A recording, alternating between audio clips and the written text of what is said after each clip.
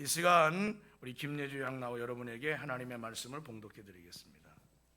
오늘 선포하실 하나님의 말씀은 시편 127편 1절에서 5절 말씀입니다. 시편 127편 1절에서 5절 말씀입니다. 제가 봉독해 드리겠습니다. 여호와께서 집을 세우지 아니하시면 세우는 자의 수고가 헛되며 여호와께서 성을 지키지 아니하시면 파수꾼의 깨어 있음이 헛되도다. 너희가 일찍이 일어나고 늦게 누우며 수고의 떡을 먹음이 헛되도다. 그러므로 여호와께서 그의 사랑하시는 자에게는 잠을 주시는도다. 보라, 자식들은 여호와의 기업이요 태의 열매는 그의 상급이로다. 젊은 자의 자식은 장사의 수중의 화살 같으니 이것이 그의 화살통에 가득한 자는 복되도다. 그들이 성문에서 그들의 원수와 담판할 때에 수치를 당하지 아니하리로다. 이번 주와 다음 주에 걸쳐서 하나님이 세우시는 가정이라는 제목으로 같이 말씀을 나누고자 합니다. 사랑하는 우리 산성교회 성도 여러분, 여러분의 가정이 하나님의 축복이 가득하시기를 주님의 이름으로 간절히 소망합니다. 오늘날 우리 가정의 모습은 예전과는 사뭇 다릅니다.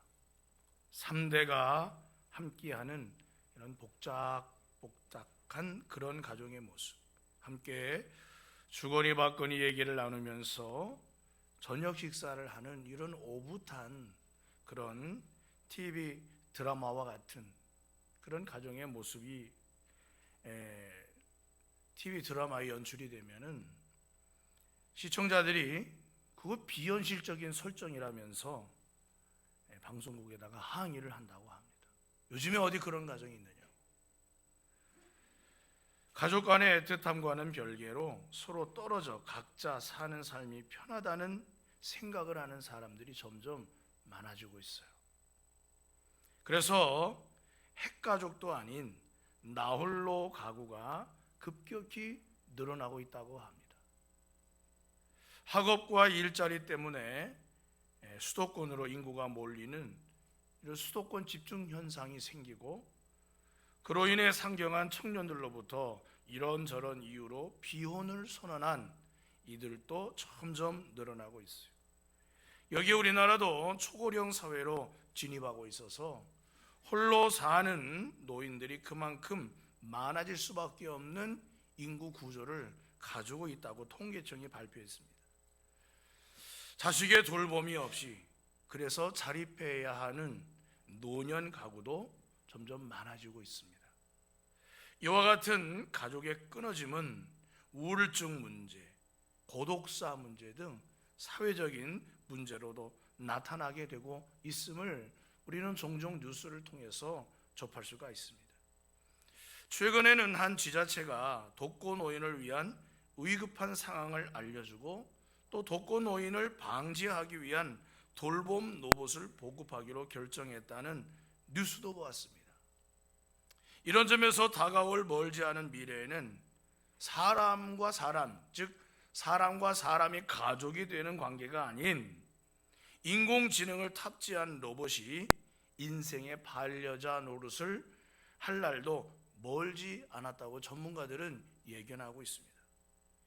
그래서일까요? 집에서 키우는 그 동물 있잖아요.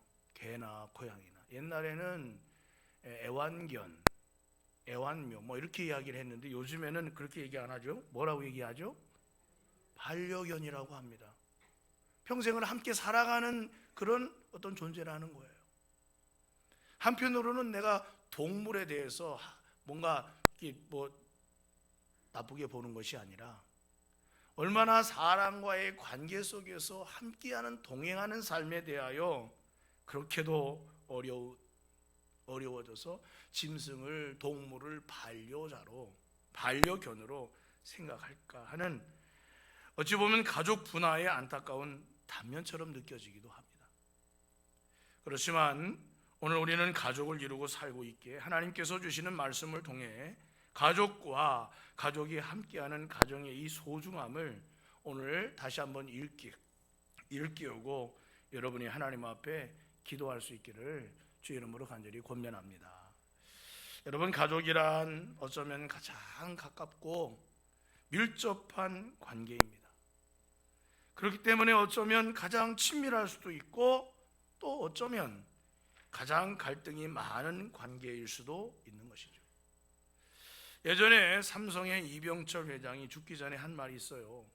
이 세상에서 다른 것은 다 마음대로 되었는데 두 가지는 마음대로 되지 않더라 이거예요.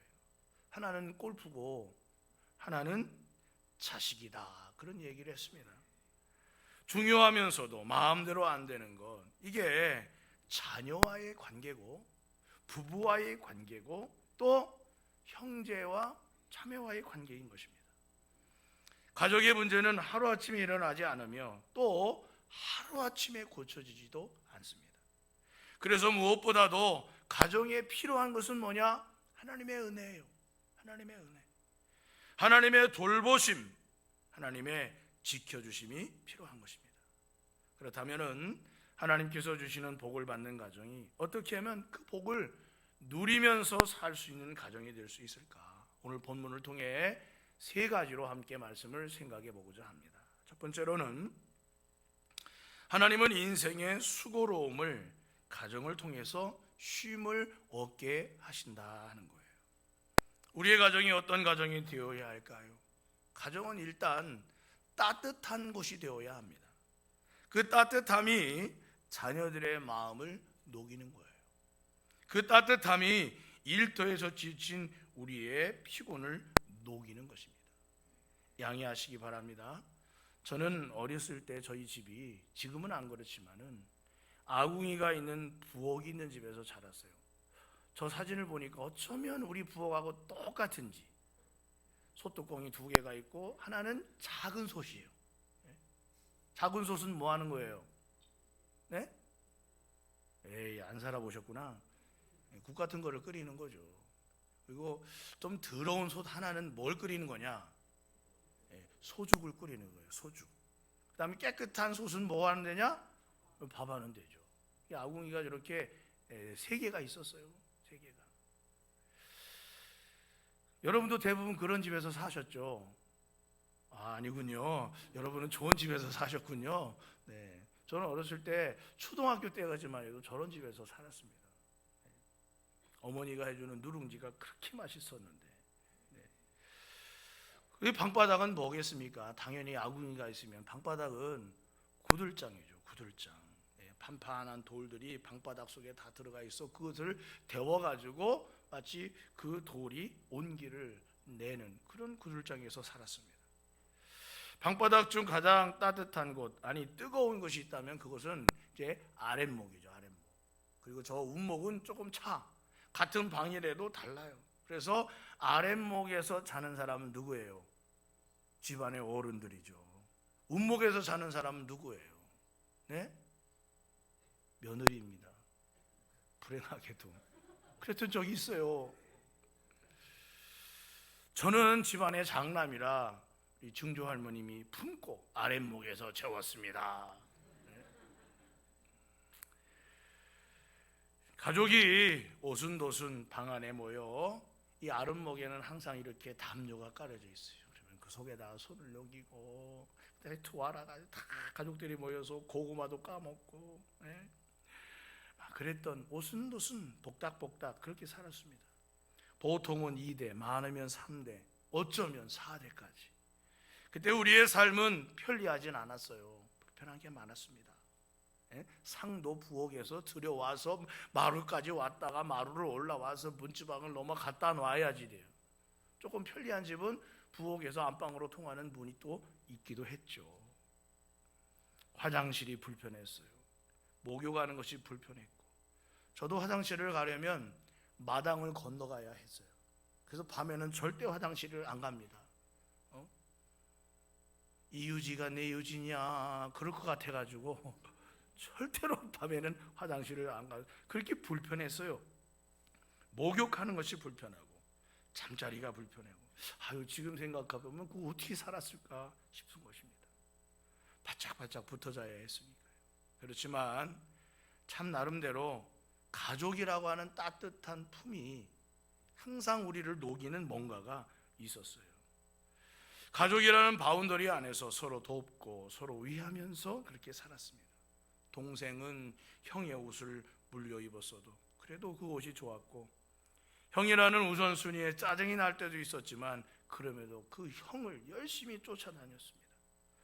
아버지 어머니는 하루 종일 논밭에서 일을 하시고, 형과 누나 동생은 학교에서 공부하고 집에 오면 모두가 저녁에 오순도순 모여 함께 웃고 울고 먹고 자고, 그랬던 것이 벌써 몇십 년 전 우리의 가정의 모습인 것입니다. 가족은 이렇게 고단한 인생의 작은 쉼터였습니다. 그렇게 하루 저녁을 자고 동이 트면 또 다른 하루의 인생을 활기차게 시작했습니다. 작은 다툼이 있더라도 가족이기 때문에 어느 정도 이해하고 덮어주면서 그렇게 지나갔습니다. 마치 가족은 우리 인생의 성과 같았습니다. 서로를 위해 사는 지독한 아군처럼 말이죠. 하나님께서 가족을 주신 이유가 바로 여기에 있다는 것입니다. 하나님이 세우시는 가족이란 특별한 성을 만들어 주신다는 의미가 아니라, 가족, 즉 내게 아버지, 어머니 혹은 할머니, 형, 누나, 동생을 주셨다는 것이 바로 하나님께서 주신 가족이란 의미인 것입니다. 서로 돕고 이해하고 서로를 위해주며 그렇게 살라는 것이죠. 하나님께서 나에게 붙여주신 내 피부치인 것입니다. 피는 물보다 진하다는 말이 바로 가족의 소중함을 표현해주는 말이 아닐 수 없는 것이죠. 바로 이런 가정 안에 내가 소속되어 있기 때문에 속상한 일도 고단한 인생의 한풀이도 이 가정에서는 얼마든지 할 수가 있는 것입니다. 아이고, 아들이 어쩌면 그렇게 지 아버지를 그냥 쏙 빼닮았대 라고 누군가가 나에게 말해준다면, 내가 내 아들을 보면서 에이 못난 놈, 그렇게 말할 아버지가 어디 있겠습니까? 아무리 못생겼어도 아버지를 쏙 빼닮았다 그러면 왠지 모르게 뿌듯하고 기분이 좋아요. 야, 저 딸내미는 어쩌면 그렇게 솜씨가 야무지나, 지 엄마를 그냥 쏙 빼닮았네. 그러면 여러분 기분 좋아요, 나빠요? 남자가 대잡하지? 네? 기분이 좋죠. 아니, 나와 똑같이 닮은 누군가가 있다는 사실이 왠지 모르게 기분이 좋고 듬직한 것입니다. 시집가서 고된 시집살이로 힘들 때 예전에는 어떻게 했습니까? 오늘 여기 앞에 나오셨던 우리 어르신들 중에 시집살이를 고되게 살 때, 친정을 내 마음대로 갈 수 없을 때 어떻게 했어요? 저 문 밖에 나가 친정이 있는 쪽을 바라보면서 친정 어머니 아버지를 생각하면서 하염없이 그냥 우는 것이죠.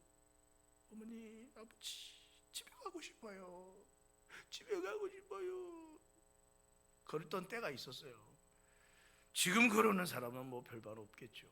친정 가고 싶을 때가 나는데 누가 뭐라고 그래 말이죠. 그런 때가 있었어요. 사랑하는 부모 밑에서 자랄 때가 좋은 때죠. 가족의 품에서 자랄 때가 좋은 때인 거야.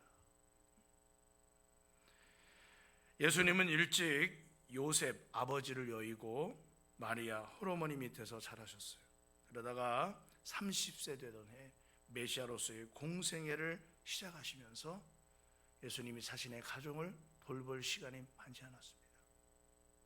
예수님도 가정이라는 소중함을 아셨던지 예루살렘에 가시면 그곳에 하나님의 성전이 있음에도 불구하고 그곳에 계시지 않고 저녁 때가 되면은 베다니로 내려갔습니다. 예루살렘 바로 옆에가 베다니 작은 마을이었어요. 그 마을에 가면 누가 있느냐? 나사로, 마르다, 마리아, 부모 없이 사는 3남매가 있는 집이 있었어요. 그 집에 예수님이 가서 머무르셨습니다. 예수님이 오시면 마치 아버지가 온 것처럼 이 3남매는 열심히 닦을 물도 드리고 맛있는 음식도 해서 장만해서 드리고 그렇게 대접을 하는 거예요. 예수님도 어머니 곁을 떠나, 물론 하나님이시지만 육신을 입고 세상에 오신 아들 아니셨습니까? 어머니의 사랑이 왜 그립지 않겠고, 왜 인간처럼 그런 감정이 왜 없으셨겠어요? 그런데 이 나사로가 형제처럼, 마르다와 마리아가 딸처럼 그렇게 예수님을 섬기고 사랑할 때 주님은 거기서 따뜻함을 느끼시는 거예요. 그래서 예수님은 예루살렘에 오시면 항상 베다니로 내려가 따뜻한 가정과 같은 이 마리아의 집에, 이 나사로의 집에 가셔서 예수님은 다음 날 예루살렘으로 올라가기 전까지 쉼터로 삼으시고 그곳에서 머무르셨습니다.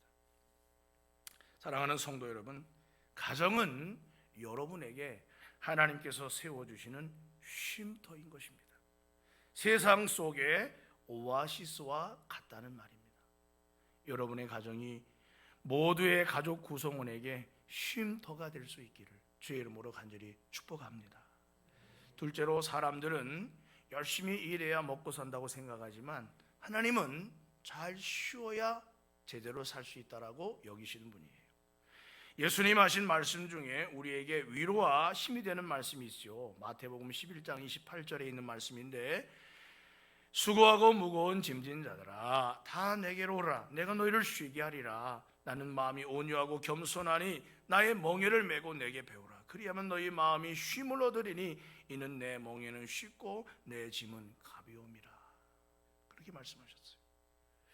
수고하고 무거운 짐은 언제 우리에게 올려지는 것일까? 세상에서 땀 흘려 일하며 살 때, 살벌한 경쟁 사회 속에서 그 엄청난 압박감을 이겨내면서 감내하며 나아갈 때, 자신에게 주어진 무거운 임무를 감당하느라 고단할 때, 삶의 참된 보람을 느끼지 못한 채 다람쥐 쳇바퀴 돌듯 반복된 삶 속에서 의무감만 가득해질 때, 그런 속에서 겪는 불안하고 복잡한 인간관계 속에서 나도 모르게 받은 상처와 아픔 속에 전전긍긍할 때, 이때 우리에게 수고롭고 무거운 짐들이 자꾸 올려지는 것입니다. 본문 2절에서도 보면 솔로몬은 이렇게 말을 했습니다. 너희가 일찍이 일어나고 늦게 누우며 수고의 떡을 먹음이 헛되도다. 그런 말을 했습니다. 지혜자 솔로몬 왕은 사람들이 여기는 성공의 요건, 기본적인 행동 방식 세 가지를 말하고 있는데, 첫 번째가 뭐냐? 일찍 일어나는 거예요. 두 번째가 뭐냐? 늦게 자는 것입니다. 잠자리에 늦게 눕는 거예요. 왜 일찍 일어나 늦게 눕느냐? 남들보다 더 일하고 남들보다 더 열심히 살기 위해서 노력하는 거예요. 그리고 세 번째가 뭐냐? 수고의 떡, 내가 일한 만큼 보상을 충분히 받아내는 삶을 살아가는 것이죠. 이게 성공적인 삶이 아니겠습니까? 그런데 지혜자인 솔로몬이 말하기를 이러한 삶의 방식만을 생각할 때 헛되다는 거예요. 너희가 그렇게 일하면서 남들보다 더 노력하며 살려고 하는 그것 자체가, 그것만을 성공의 요소로 생각하며 살아간다면 헛살고 있는 것이다 라고 말하고 있는 것입니다. 왜 그런 말을 했을까요? 그 다음에 나오는 말이 앞의 말과 너무나도 다른 말을 하고 있습니다. 뭐라고 했느냐? 그러므로 여호와께서 그의 사랑하시는 자에게 잠을 주시는도다 라고 말했습니다. 여러분, 우리 말에도 잠이 보약이다 라는 말이 있어요. 이건 건강적인 측면에서 말하는 것이고, 여기서 말하는 왜 하나님은 사랑하는 자에게 잠이라고 하는 것을 주시는가? 도대체 이 잠이라고 하는데 내포되어 있는 의미가 무엇일까? 한번 우리가 생각해 보고자 합니다. 첫 번째로 뭐냐? 사람이 그렇게까지 잠까지 줄여가면서 얻으려고 하는 것을, 하나님은 잠자는 시간 중에 하나님께서 일하시면 더욱 놀라운 역사가 일어나게 된다는 뜻이 잠이라는 속에 들어있는 거예요. 솔로몬은 꿈을 통해, 잠잘 때 꿈을 통해 하나님을 만났어요. 응답을 받았습니다. 야곱도 형 에서의 장자권을 쟁취하고자 별의별 방법을 다 동원하여 결국엔 형의 장자권을 파주간 그래서 뺏고 말았습니다만, 결국 도망자가 되었고 밧단 아람으로 도피하다가 베델이라는 곳에서 돌베개를 하고 잠을 청하여 잘 때, 그때 사닥다리 환상을 통해 하나님을 만났습니다. 하나님을 만나고 나서 그에게 하나님 뭘 하셨어요? 야곱아, 내가 이제부터 너를 떠나지 않을 것이다. 내가 너와 함께 할 것이며 너에게 약속한 것을 다 이룰 때까지 너와 함께 할 것이다. 두려워하지 말아라. 염려하지 말아라. 일할 때 이런 말씀을 들은 것이 아니라 잠잘 때 하나님이 그에게 역사해 주셨다는 거예요. 요셉은 잠을 자며 꾼 꿈 때문에 고난과 어려움을 닥쳐도 죄인이 되고 노예가 되어도 삶을 포기하지 않았습니다. 여러분, 하나님은 언제 역사하시느냐? 내가 일할 때 역사하시는 것 같지만 하나님은 내 모든 것을 쉴 때 하나님이 일하신다는 거예요. 그러므로 내 노력만 내 인생에 필요한 것이 아니라 하나님께서 역사하시고 도우시는 은혜가 우리에게 필요하다는 거예요. 할렐루야. 그러므로 쉬어가는 게 중요해요. 잠을 자는 게 중요해요. 하나님께서 도우시는 은혜가 필요하다는 것입니다. 두 번째로, 잠이란 그 사람에게 가장 적절하고 알맞은 것을 부여해 주신다는 상징 혹은 암시와도 같습니다. 여러분, 저 볼트와 너트를 보세요. 저 볼트가 아무리 커도 너트가 작으면 소용없어요. 볼트가 아무리 강한 철로 만들어졌어도 너트가 맞아야 쓸 수가 있는 것입니다. 잠언 10장 22절에 보면 여호와께서 주시는 복은 사람을 부하게 하고 근심을 겸하여 주지 아니하시느니라 그랬습니다. 다시 말하면 하나님은 그가 구하고 찾고 원하며 요구하는 것을 만족시켜 주시기에 급급하신 분이 아니라 저와 여러분에게 가장 알맞은 것을 주시기를 기뻐하시는 분이라는 사실인 것입니다. 우리 인생길에 가장 필요한 것을 아는 것은 내가 아니라 바로 하나님인 것입니다. 우리가 내일에 무슨 일이 일어날지 우리가 어떻게 알겠습니까? 그러나 하나님은 아시며 우리에게 소망을 주시며 믿음으로 바라보게 하시는 것입니다. 나의 노력이 내 인생의 다가 아니라 하나님의 섭리와 은혜를 바라볼 줄 알아야 한다는 것이 이 잠의 의미인 것입니다. 세 번째로는 하나님께서는 우리에게 옳은 것을 그가 잠자는 동안에 주신다는 것입니다. 아담이 깊이 잠을 들게 하신 후에 하나님이 그 갈빗대를 취하여 아담에게 꼭 필요한 아내를 만들어 주셨어요. 그리고 나서 아담이 하와를 보고 이는 내 뼈 중에 뼈요 살 중에 살이라 고백하면서 그를 아내로 맞이하여 사랑하며 서로 돕고 살게 되었습니다. 가장 옳은 것을 주시는 분, 그분이 하나님이신 것입니다. 그러므로 사랑하는 성도 여러분이요, 가정은 뭐 하는 것입니까? 잠을 청하는 장소예요. 잠을 함께 자는 장소이니 하나님께서 역사하시기에 가장 알맞은 곳이 바로 가정인 것입니다. 여러분의 가정이 잠을 잘 자는 가정 되시기를 주의 이름으로 간절히 축원합니다. 가급적이면 일찍들 주무시기를 주의 이름으로 축원합니다. 그래서 가급적이면 새벽을 깨워 기도하시기를 주의 이름으로 축원합니다. 아멘이 갈수록 세져야 되는데. 세 번째로 마지막입니다. 부모와 자식은 세대 간의 연결이며 자식은 하나님께서 부모에게 주신 삶의 기업인 것입니다. 3절에 보면 보라 자식들은 여호와의 기업이요 태의 열매는 그의 상급이로다 라고 했습니다. 먼저 여기 보면 주신 기업이라고 그랬는데 히브리어로 보면 나할라트라고 하는 말로 나할라라고 하는 말에서 온 말인데 이는 유업, 산업, 기업이란 뜻으로 표현만 다를 뿐 대부분 하나님이 약속으로 베푸신 분배받은 땅이라는 의미인 것입니다. 그런데 분배받은 땅이 아니라 하나님께서 주신 기업이라 이거예요. 그러니까 기업은 다른 말로 자녀라는 것입니다. 하나님이 나를 통하여 이루고자 하시는 그 일을 다음번에 이루시도록 하기 위하여 나에게 주신 하나님의 기업이라 이거예요. 그러니까 모든 자녀는 하나님의 뜻과 섭리 가운데 주어진 존재인 것입니다. 내 욕심으로 키워서는 안 될 것이 바로 자녀라 이거예요. 너는 내가 못 이룬 꿈을 이루어야 돼. 그래서 자녀한테 그것을 강요할 수가 없는 것입니다. 하나님이 그 자녀를 통해 이루어 가시는 역사를 위하여 하나님이 주신 기업이라 이거예요. 다시 말하면 내 소유가 아니라 하나님의 소유라는 것입니다. 어떻게 아무것도 없던 곳에서 우리와 똑같은 다른 존재가 태어나는 것이 신기해요. 더욱이 생긴 모습, 때로는 식성도 태도도 기호도 그 부모를 쏙 빼닮은 경우가 참 많이 있습니다. 목소리도 비슷하고. 그래서 참으로 소중한 것이지요. 너를 이어서 내가 함께 역사할 너 다음 사람이다 라고 하나님이 자녀를 주신 것입니다.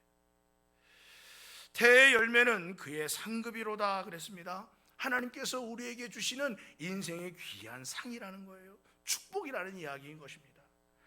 그러므로 사랑하는 성도 여러분이요, 여러분의 자녀를 소중하게 여기고 여러분의 자녀를 하나님께서 기르시는 의의 나무로 생각하며 믿음으로 바라보고 기도하시기를 주의 이름으로 간절히 축원합니다.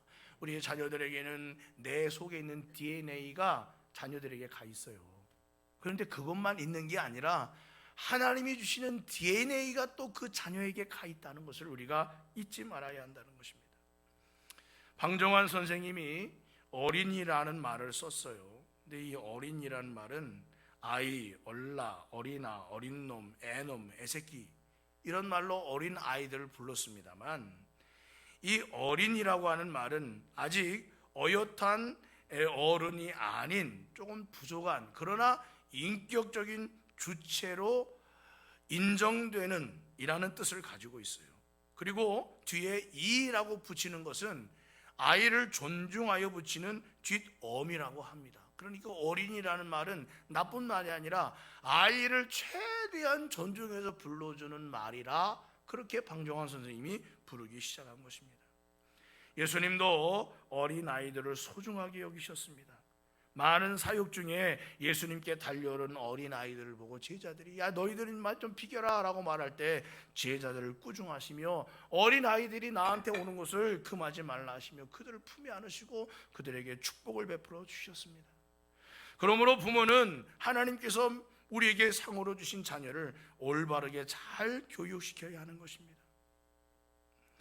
유대인들은 세계 곳곳 각 분야에서 괄목할 만한 성과를 이뤘어요. 노벨 수상자의 26%가 유대인으로, 특히 노벨 과학상 수상자의 60%가 무려 유대인이라고 합니다. 3,000여 개의 대학에서 가르치는 교수의 25%가 유대인이라고 합니다. 미국에서 큰 빌딩이나 은행이나 대형 백화점의 주인은 90%가 유대인이라고 합니다. 세계 곡물 시장과 무기 시장도 유대인들이 석권하고 있다고 합니다. 할리우드 영화계 역시 유대인들이 주를 이루고 있다고 합니다. 우리가 대표적으로 아는 스티븐 스필버그 감독 또한 유대인인 것입니다. 인구는 겨우 430만 명에 불과한데 어떻게 그처럼 세계 모든 곳에서 큰 일을 할 수가 있는 그런 일꾼들이 될 수 있을까요? 그들은 아기의 탄생에는 하나님의 특별한 뜻이 있다고 믿으며 아이가 성장할 때 철저하게 십계명을 지키고 살도록 가르치고 야훼 하나님을 경외하도록 가르친다고 합니다. 하나님을 자기 암으로 삼는 백성은 복이 있다라고 가르치며 어려서부터 하나님을 경외하는 도를 철저하게 가르치기 때문에 오늘날 그들이 세계의 영광을 나타내게 된다는 거예요. 성경에 보면은 그가 나를 사랑한즉 내가 그를 건지리라, 그가 내 이름을 안즉 내가 그를 높이리라 라고 하나님이 말씀하셨어요. 우리는 우리 어린 아이들에게, 우리의 자녀들에게 하나님을 공경하는 것, 예배하는 것, 삶의 가장 중심적인 것으로 가르칠 수 있어야 할 줄로 믿습니다. 우리는 우리의 자녀들이 세상에서 성공하고 잘 사는 것에 만족하게 생각을 합니다. 여러분, 그런데 한번 여러분이 신앙생활하는 것을 가만히 생각해 보세요. 우리가 하나님 안에서 얼마나 우리가 소중하며 받은 구원의 은혜가 중요합니까? 우리의 자녀들 또한 하나님이 기뻐하시고 축복하실 수 있는 믿음의 삶을 살아갈 수 있도록 이끌어주고 기도해주고 가르쳐주며 본이 되는 부모로서의 복된 사명을 잘 감당하시는 저와 여러분 되시기를 주님의 이름으로 간절히 축원합니다. 행복한 가정은 하나님께서 세워주시는 가정입니다. 하나님의 축복, 하나님의 인도, 하나님의 은혜를 입은 가정 모두가 되어서 참된 쉼터로서 쉼을 얻는 가정이 되고, 또 여러분 안에서 하나님이 주시는 따뜻함과 행복을 누리며 살아가는 가정으로 만들어 가시기를 하나님께서 그렇게 역사하시는 가정이 될 줄로 믿고 주의 이름으로 간절히 축복의 말씀을 드립니다.